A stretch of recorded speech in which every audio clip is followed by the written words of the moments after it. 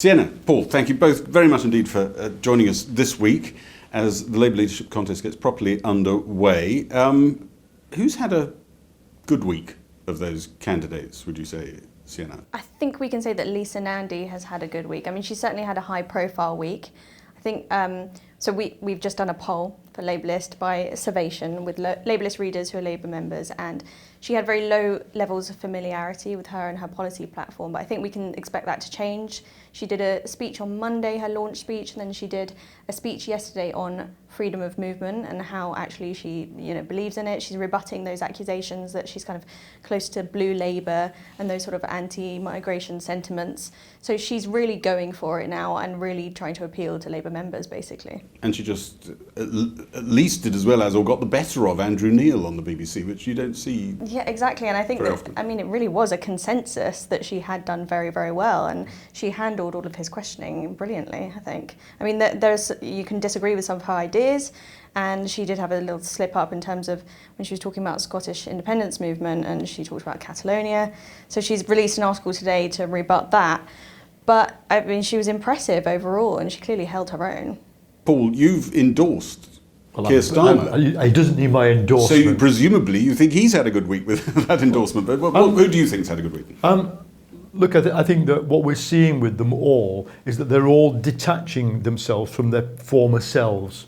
Really much Jess Phillips, the kind of arch, I'll stab you in the front, fuck off to Diane Abbott, you can bleep that out, but that's what she said. Or she said that she said anyway. Yeah, exactly. But she's moved. Jess Phillips has moved, so she's now got Melanie on her team, who is an arch. I mean, so Lexit, so Brexit that she was going to go for a no deal at one point.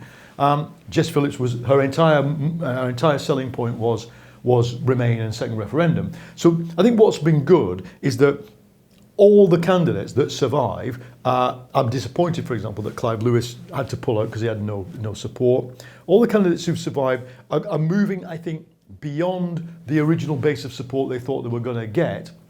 And that's a sign of the fact that while these campaigns, they're all ramping up, doing their GDPR, their data, the data laws that say you've got to do X, Y, and Z, reality is finally sinking in. This was a huge and historic defeat. It means that just carry on doing the same thing a bit better won't work.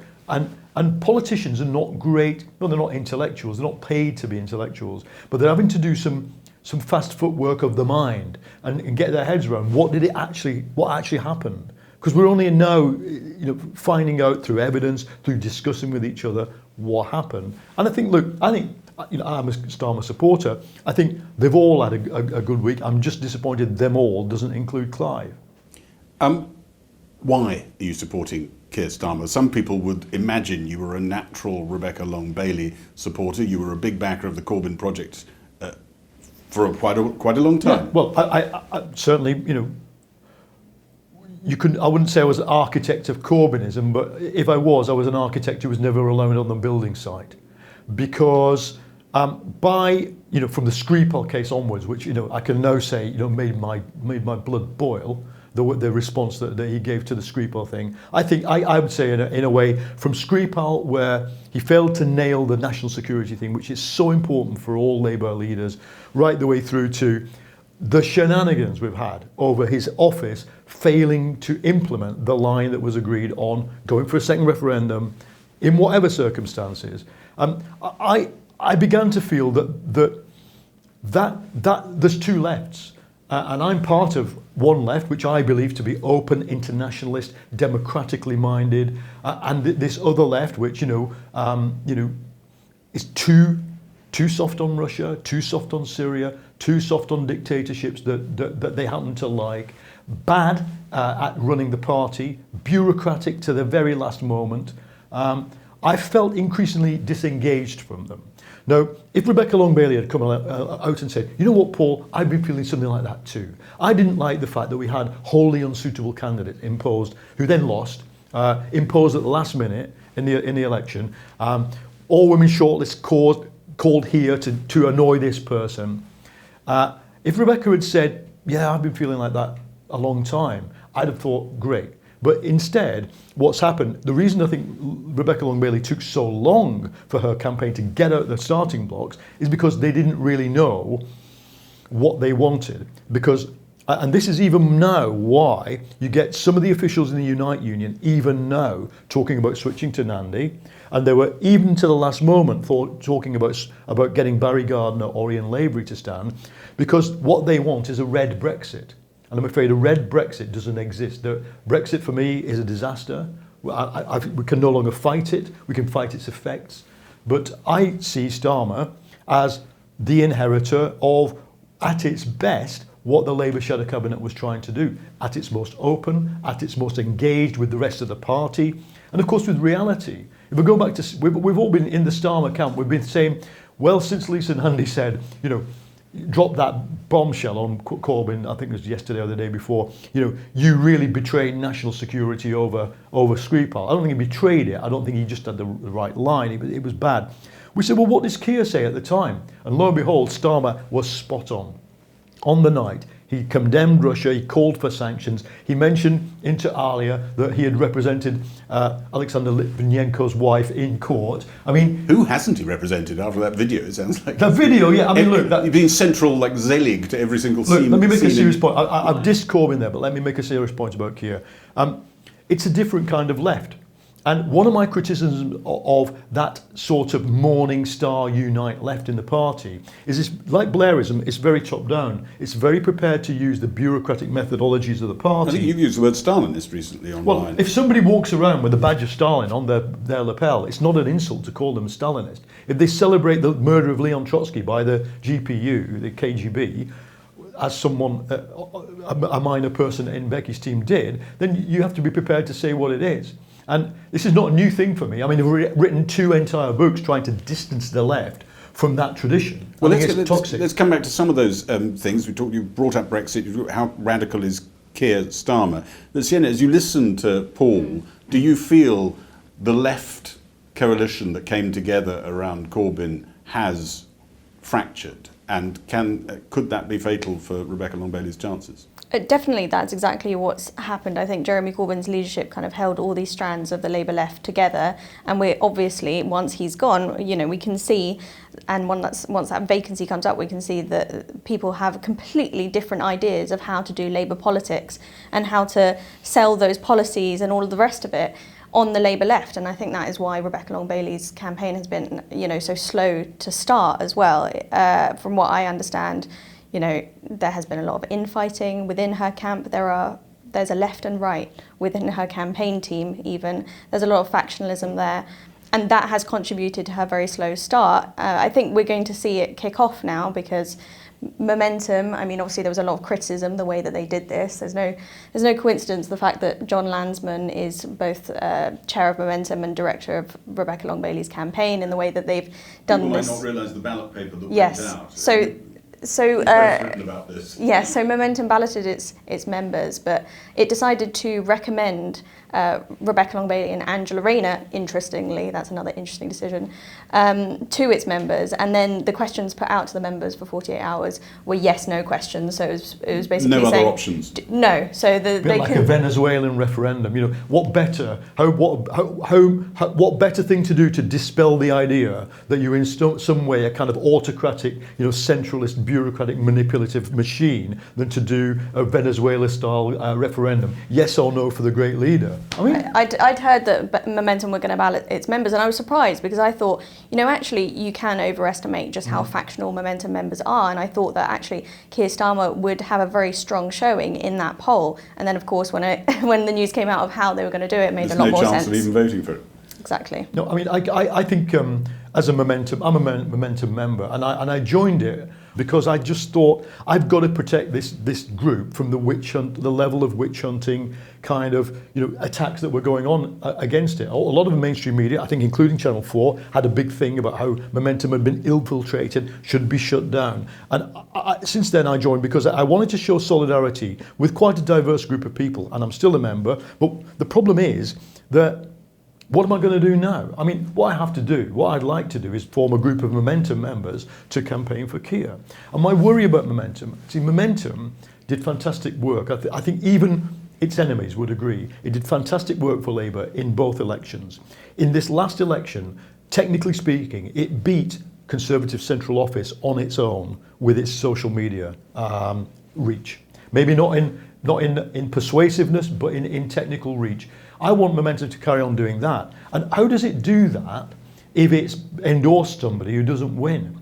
Because then what it has to become is an opposition. No, I don't. And that could really happen under Kier Starmer, couldn't it? That the left could become the force it always here's some more used to breaking be, news. but with more clout. Here's some more breaking news. If Starmer wins, what I want to do is form a left group that holds him to account and, if necessary, criticises him and does what Labour leaders find so difficult, which is to think the unthinkable about policy, democracy, and lots of things that politicians often don't know what they don't know.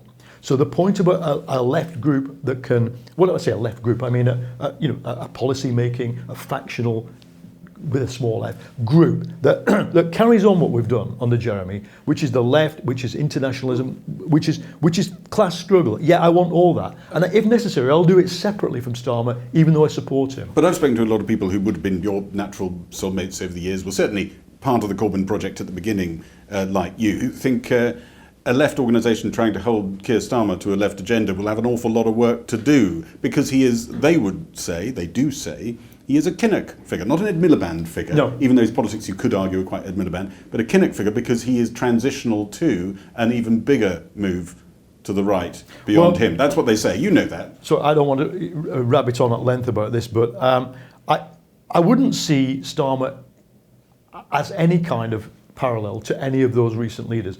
The person he reminds me of the most is Alexis Tsipras, who ran Syriza, who basically, this is the Greek... You're going to scare some more Labour MPs off him at this rate. No, but there's a reason for this. Look at what Tsipras did. He systematically took a left force and confronted them with some very hard news, which is, look guys, you're not going to win unless you lose some of your doctrinaires, unless we get some of the expertise from the party we've just destroyed, the centrist social democracy, PASOK in Greece. The parallels are not exact, but he was also able, through force of character, by kind of representing modernity and sort of professionalism to...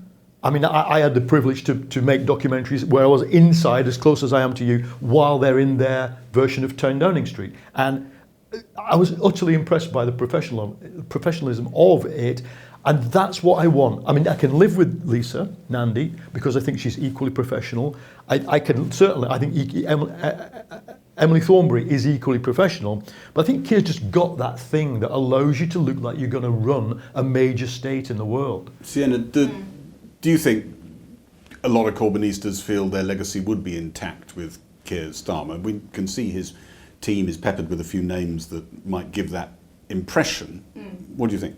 Yeah, it's interesting how, I mean, coming back to what you said earlier, actually, all of the campaign teams are put together in a very careful way. So Jess Phillips has Melanie on Wes Streeting, but also a lot of People's Vote campaign staffers. And then there's, Kier Starmer has brought on Simon Fletcher and Kat Fletcher. So these are people who were instrumental in Jeremy Corbyn's 2015 and 2016 successes and his leadership campaign. So he's got some real experts there with Corbynite credentials on board. He's definitely signalling. Well, of course, he also has Owen Smith supporters on his campaign, and his own staffers are, people who supported Liz Kendall, Owen Smith, those kind of people. So we know that in terms of who he associates with in his home constituency and in terms of the staffers that he currently has, they're very much not on the Corbynite wing of the party. And I think he will have to build trust if he is going to get those kind of soft momentum type members. He is going to have to build trust with them, because it's not entirely clear, for instance, at the moment, which public ownership plans that he would keep and which ones he would reject. He's passionate about the rail, but not so much mail and water, for instance. So these are the kind of things that are going to come out in the hustings and the televised debates, these sort of details. And it could derail his campaign, actually, if RLB is seen as definitely the left candidate and actually Kier Starmer moves more and more over to the right of the Labour Party. He's lucky in a sense, maybe, that Jess Phillips is there. Well, yes, it's very useful to have her on the ballot paper. I think she will get through this second stage of the leadership contest. But to have someone who outflanks you on the right, as it were, exactly, is quite. Otherwise, he'd be not only the only bloke standing there, but the most right wing. could be projected as that. Look, I think these, to an outsider, Jess Phillips is a social democrat. She's a centrist social democrat. Lisa Nandy she's not. I think Lisa's done enough at the moment to look non-blue Labour. All this stuff about internationalism is interesting to me. I want to get to the bottom of what it really means. Starmer and Thornbury are quite clearly in the left social democratic mould, and what I actually want to hear what Becky stands for, because there are so many of that Unite Lotto, as we call them, the office, the old office, behind her, who do have a very hard left, a very economic nationalist, and I think bureaucratic view of how to run the party. I'd love it if she came out of that a bit. But in the end of the day, that's the material we have to win the next election. It is right-wing social democracy, it's centrist social democracy, it's the soft left, it's the hard left. My question is not who should run it, because if one more of these factions spend another 5 years, like the 3 that we've gone through, trying to run the party as a faction, you're not going to win an election. That's what I learned on the night of the 12th. We can't win if the leadership is run as a faction against everybody else in the party. And this is what attracted me to Starmer, more than any specific policy issue or whether he wants rail or water. It's his understanding of that and coalition building that I think it makes him the most attractive candidate. At the heart of the Kier Starmer recent political story is what many people would see as his holding Jeremy Corbyn by the hand and walking him to a place on on Brexit that Jeremy Corbyn didn't initially really want to go. So we have the 2017 general election and Labour's run on implementing Brexit. But after that, Kier Starmer seems to take Jeremy Corbyn on a journey. John McDonnell joins the journey, and they move closer and closer towards a second referendum, eventually putting the flag in a second referendum, never quite coming out in Jeremy Corbyn's case for Remain, but that journey. How flawed do you think, as we sit here now and potentially look at a Boris Johnson Brexit, which will be more divergence from Europe, how flawed was that central bit of the Kier Starmer story, if I've got that story right, Ian? I think that's pretty much an accurate account of what happened. I think that his team will always say that Kier Starmer is incredibly understanding of the MPs who represented Leave constituencies, MPs like Lisa Nandy, who were saying, I might vote for Brexit, I might not vote for Brexit, but I understand the reasons and we need to engage with that, and we can't just take this anti-democratic view of rejecting the 2016 referendum result. I personally was never in favour of a fresh referendum, so I'm certainly not on Paul's wavelength on that issue.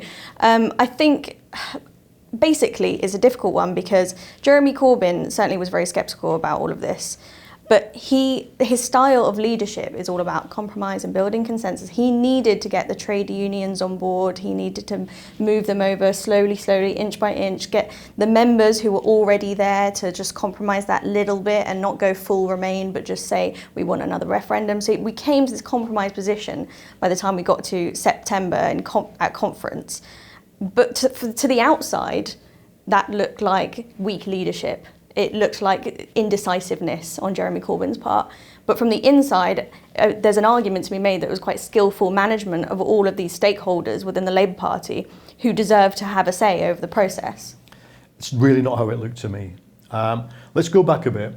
From December 2018 onwards, the TSSA union and Hope Not Hate, who are kind of seen within the Labour movement as quite blue Labourish, quite naturally sympathetic to Lexit or leaving. Hope Not Hate and TSSA were presenting Corbyn and his team repeatedly with polling evidence that said we'll lose 3 votes to the Lib Dems and any new centrist party that's formed, which at that point was a reality. We'll lose votes to Lib Dems, Greens and Scottish Nationalists, 3 for every 1 we lose to the Tories over Leave. I believe that at the time was right. So people like me, and it wasn't just me, spent the whole of Springs trying to say, it's not just a second referendum, we've got to commit to Remain. If we really believe hard Brexit is a disaster for the working class, then we've got to tell them that. Now, if we then commit to it, we've then got to think, well, what about that 1 person we're going to lose? In the end, we couldn't persuade Jeremy's people, and John McDonnell played, I think, a brilliant role trying to So it wasn't consensual, it was a battle. And McDonnell was fighting for that position, so was Starmer, but Jeremy's office weren't. And above all, whenever he did move, unite the union, and his own staff would pull him back. So the external eye is not wrong here. It looked like dithering because it was dithering. But if you'd got the dream you wanted, and he'd gone even faster to an even more definitive pro-Remain position, what would have happened in Bassett Law for and me, those seats that Labour lost? Yeah, for me and the trade unions who are arguing this, we weren't ignorant of the fact that this cultural dissociation had taken place. Indeed, last year I went up to Lisa Nandy's constituency, did some work with her, listened to people. You don't have to be there 5 minutes to hear the antipathy of even the members towards everything Europe. I mean, it's not just that they have a sort of soft left position on Europe. Many of our members in those constituencies just want to leave Europe. So we said, look, sort the position. We're hemorrhaging votes. In the end, we hemorrhaged something like 1.1 million to the Lib Dems, even in the right position. We went down after the NEC decision on the 29th of April not to go for the second referendum. We fell from 32 to 22%. We were neck and neck with the Lib Dems, with a third party being formed at the same time. So my idea was sort that and no move to the main task. The main task is to get Bassett Law, Lee, wherever. You've got to try and offer them something that balances the fact that you've taken a clear decision.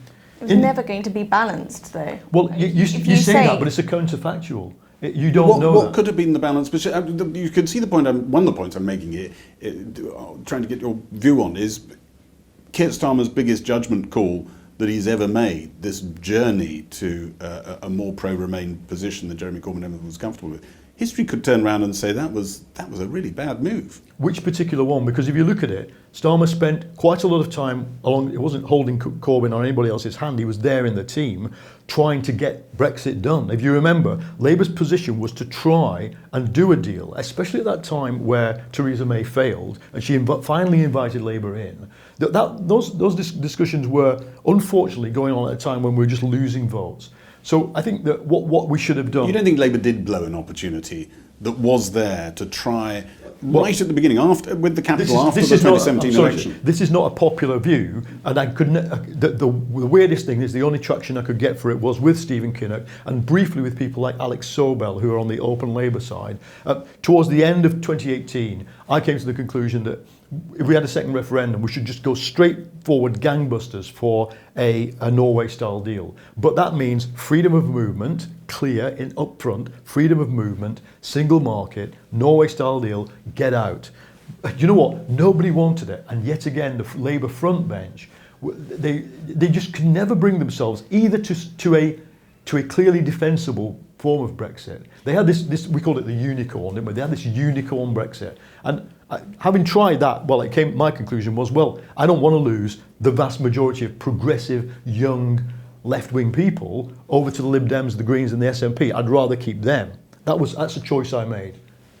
Sienna, does anybody sound like they have a path to winning back those northern towns that have always been called Labour heartlands? I wonder if we'll ever get used to calling them something else. Or are they beyond reach and Labour's going to completely redefine what its electoral base is? What's the future then? I think the really worrying thing about the 2019 election is not just how many of those so-called red wall seats were lost, but how many are now still Labour held but incredibly marginal. How many more we could have lost, actually. And it was fortunate that it wasn't an even bigger landslide. That's what is so worrying. Obviously, Lisa Nandy, in terms of leadership contenders who are talking about this stuff, I mean, she is the sort of towns candidate. That is the kind of meme. I didn't know that. The meme that's going on is that that's what she talks about predominantly, because it's been her analysis for such a long time now. She co-founded Centre for Towns, that think tank, and she's been talking about how that ageing population, the lack of local bus services, the fact that those priorities weren't talked about in terms of Labour's manifesto. We may have done a whole press conference on free broadband, which is a very interesting policy, and accessibility in that sense is very important to those towns. But the fact that there wasn't a whole press conference on bus services really says something. So she's really focusing on this. I think we need to hear more from Kier Starmer on exactly these problems, because of course he has this challenge of the fact that he is a North London MP, he represents Camden. I mean, yet again, we have a potential leader who is going to come from exactly the same part of London as the last. You're nodding, Paul. That's a problem, isn't it? Even though you support him. It's not ideal. Camden is the 69th most deprived borough in Britain. Do you know what Wigan is? The 75th most deprived borough. The difference is that how Kier Starmer will be seen, do you think? Whether he is or not, I'm just making a point here. The work, I was delighted when Clive Lewis launched his campaign in Brixton, and his first words were, "Brixton is a Labour heartland." I come from Lee, in the northwest, part of Wigan, and what I've always thought is that, and what I like about Lisa's idea is that we need to build a red bridge between these two cultures. But let's understand, and something that Jeremy never acknowledged, let's understand this. Corbyn used to make these speeches, whether you're in Wakefield or whether you're in Camden or whatever, it's the same. Everybody's got this thing. It's not true that it's the same, because the poverty of Camden, if you look at the health statistics of Camden, they're excellent. They're better than average because it's got a young population, suicide, perinatal mortality, deaths under 75. They're all better than the average in Britain. You go to Wigan, it's absolutely dire because there's no money. And it's people like people in my family who've worked in heavy industrial jobs, dying young because that's what you do if you work in a steelworks. Now, we have to understand, and I'm delighted now that Lisa Nandy has always understood this, the types of poverty, we're not talking about a rich place and a poor place, we're talking about two kinds of poor place. Now, what we need to do is to demonstrate that you can come from one of these places and you can cross. Lisa herself demonstrates this as well, because Lisa Nandy spent 10 years in the Metropolitan Left. Yeah. Now, first place Starmer went after the election was Lee, to talk to the defeated MP and talk to my friends and colleagues who live there. So I think everybody's showing willing to try and cross that divide. But here's what I'd say: the problem that arose during the election was, and I think many in Labour are not willing to acknowledge it, was the rise of nativism. Nativism says that people who dug the mines, worked in the coal mines, fought World War II, etc., should basically have more of a say than the Lithuanian taxi driver. And better. Well, no, we've put some social capital into this country. Therefore, we need to get some return greater than you who's just arrived. That is the kind of logic to nativism. I heard it again and again on the doorstep, and even our own activists were coming up to us and saying, look, Plymouth, 1 in 4 patients in Plymouth doesn't have a GP, a regular GP. A&E waiting times through the roof. These issues should have been playing for us, for Labour. They were playing for the Tories because the message was too many migrants, too many shirkers as well. The wrong people are going to A&E. All these people we don't like. So you turn people against each other, and I don't think really any wing of Labour has quite understood the mountain we've got to climb to try and put a moral case to the working class people who we lost that nativism is a wrong idea. They're all reachable, these people, are they? Or some of them beyond reach? No, I don't. For me, nobody's beyond reach. Northern miserable old racists and club and golf club bores with the alliance you said that the Tories have put together. When you're fighting an ideological battle, you have to be prepared to stigmatise the opposition. Yeah, miserable racists and golf club bores is the core of the Tory vote, I'm afraid. And when I go to, I went to my hometown Lee and did some campaigning, and I know, because I'm from there, people love arguing. I mean, if you go in a pub and you're wearing some kind of a badge saying, Extinction Rebellion, expect 4 or 5 old blokes to have a go at you and say, we want to open the coal mines. But then argue back. Working class life is about an argument. And I think that I want to have a friendly argument with all those people who said to me, we wanted to vote Labour, but we couldn't do because of X. And try and work out how many of them, for some of them, I'm afraid it's racism. And for some, it's just they didn't like the look of Corbyn. And it was very hard to sell Corbyn, and as I'm sure you'll agree, it was just very hard. And it got harder. Yeah, and I think the thing is that he became a professional politician the first time round. People were willing to give him the benefit of the doubt because they thought he's interesting, he's fresh, he's new, and he seems like he's straight talking and honest. And by the time that there had been so much apparent prevarication over the Brexit position and lots of other policy areas, it just looked like he was one of the others. He kind of the says, establishment. well, yeah, exactly. He turned into the establishment, and Boris Johnson represented, it seemed, the anti-establishment force, which was what was so strange about that election. And I think also, I mean, it kind of became very clear when, you know, there was all those battles over the BBC coverage, and that was partly because there were these two parties, the two main parties, fighting to be the anti-establishment in that election, which is a very weird scenario to be in. And I always thought that once Johnson took over the leadership of the Conservative Party, that would be a huge challenge for Labour and for Jeremy Corbyn specifically. Now, how is Kier Starmer not going to be the establishment versus Boris Johnson? I think one of the things that we don't talk about enough, and I'd love to hear your views on it, is the fact that he has been talking about in that launch video, which was very skillfully done, it was brilliant, but he was really putting his DPP record at the forefront of his campaign. And actually there's a lot there that could really be criticised and used against him in a general election. And it is quite worrying, the prospect that the Tories could turn that into What sort of stuff? A law and order election. Things like the John Warboys case, of course, Kier Starmer is going to have some very robust replies on that, and he's going to be saying, you know, this particular decision wasn't taken directly by me, etc., etc.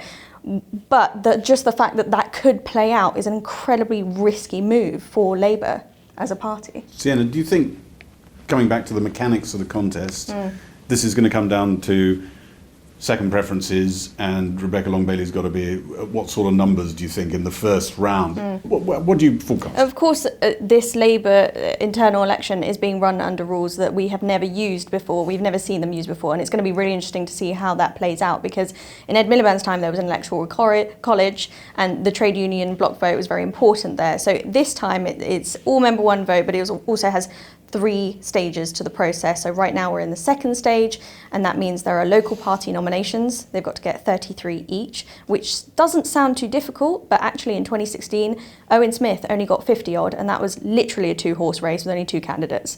So that's going to be quite hard. Or they can go down the route of affiliates. So they need one big trade union, one of the big 5 that are affiliated to the Labour Party, Unite, GMB, that kind of union, another union, and another affiliate group. So Kier Starmer is well on his way to getting that and getting through that route, and he'll probably fly through the local party route as well.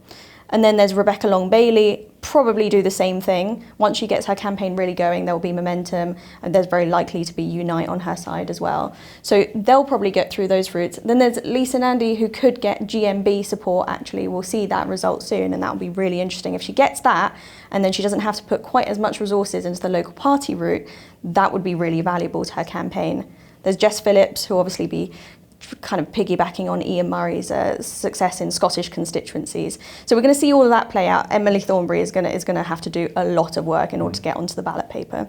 So first of all, there's that process. And then once we get to the all-member ballot, well, we don't know yet how it's going to be affected by how many new members have joined up, because unlike the last race, they could join with full voting rights until Monday, actually. So the registered supporters scheme doesn't matter quite so much, where you pay £25 because they can sign up as full members. It's not even as expensive. And then there will be affiliate members, people like the Jewish Labour Movement who've just announced their hustings, and they can actually vote in the contest as well without being full members. So we don't quite know the effect of that yet. Once we get to the ballot paper, there's a preferential voting system. It's all quite complicated. And there, I mean, according to our poll that we just did, Labour List and Salvation, we can see that Rebecca Long-Bailey is quite divisive. She gets a lot of first preferences, but also a lot of sixth preferences. So she's ranked last by quite a lot of people, about a quarter. Jess Phillips is the most disliked by far. Although she comes third, 50% of our respondents put her sixth in their ranking of candidates. Kier Starmer is basically pretty much a middleman, a little bit like Lisa Nandy. People don't mind him. They put him quite high in terms of first preferences, but then in terms of the 1, 2, 3, 4, 5, 6 ranking, his numbers sort of go down like that, which just means that, like Lisa, they're moderately popular and they're not very divisive, not very disliked. So how that's going to play out in terms of the final round of counting those do tell me. votes will be really interesting. I think Lisa Nandy and Kier Starmer are really going to benefit from those second preferences and from other people being knocked out and then being redistributed. I don't think we're going to see someone win a stonking majority on the first round. I think we're going to see preferences redistributed. I think what's interesting as well to note is that Angela Rayner is probably, it looks like at this point, going to smash the deputy leader race. And actually, she's probably going to have a far bigger mandate than whoever wins the leadership race, whether that's Rebecca Long-Bailey or Kier Starmer. And I do think we've got to be realistic, and it's probably going to be one of those two. Brilliant summation of everything. Can I ask you the question that Rebecca Long-Bailey, in one of her rare media outings, was asked? Jeremy Corbyn's leadership marks out of 10. Paul? Well, it declined. I'd have given him 7 in 2017, and I'd give him 5 now, because I think that it wasn't just the mishandling of Brexit, it was the mishandling of the reputational attacks, and they were attacks. Some were smears, some were slanders, some were self-inflicted. And personally, as someone who tried to kind of penetrate that wall of not listening and tell people how they should be reacting, I can tell you that at almost no time did the people around him ever take the right advice. And you know, if you're facing going on the doorstep with I saw people open the door to me and say, I'm a Labour supporter, but Jeremy is going to destroy our country. Quite difficult to take, isn't it? You have to move beyond sentimentality. When something like that happens, you've got to say, could we have learned the lesson earlier? I'm vilified for calling for the advisors to go. I was accused of launching a coup against him for doing that. What I really meant is he should start taking good advice, and I don't think he ever did from that moment on, from losing the European election. No, that's why I would say it is time to go for Jeremy, most definitely, and for the people who are the zealots of pro-Corbyn. Many of them are very unhappy with Rebecca because they don't even want to sign up to this Board of Deputies Code of Conduct. There's all sorts of bad things happening in individual Labour branches about that right now. I'd say to them, get over it. You're never going to see a person like that in charge again. We need to learn the lesson, and let's at least choose someone who looks like they could be Prime Minister. Marks out of 10. I would definitely, sorry, I'm just not going to give him marks out of 10. I would say Mark's history will give him? A bit like Kier Starmer has identified, he's going to be recognised for turning the Labour Party into an anti-austerity party and being very clear on that. And I think people will look at the 2017 election as something that was a very interesting result, and it was a surprise, and it was testament to a lot of his messaging and the way that he handled the kind of party direction there. But obviously the 2019 result is absolutely devastating. For the Labour Party and obviously all the communities that it seeks to represent. I wouldn't put any mark on Corbyn. I would only say that, I really wanted, obviously, as a Labour member as well as a journalist, for Corbyn to do incredibly well.